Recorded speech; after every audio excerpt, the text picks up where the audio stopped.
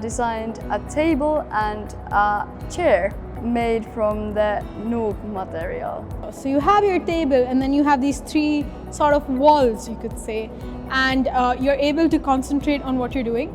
These will be made out of the Nuuk material itself and will be foldable, so it's easier to store.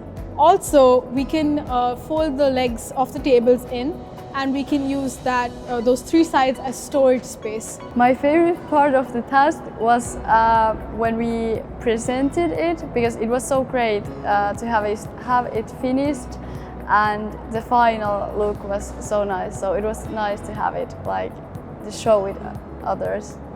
So my favorite part of the task was the part where they highlighted you have to work as a team.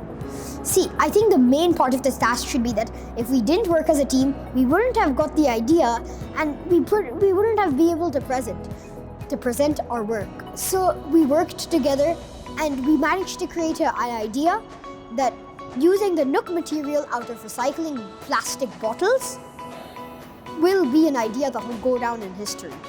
I think one of the main challenges was that we weren't able to effectively communicate what we were trying to encompass in our product.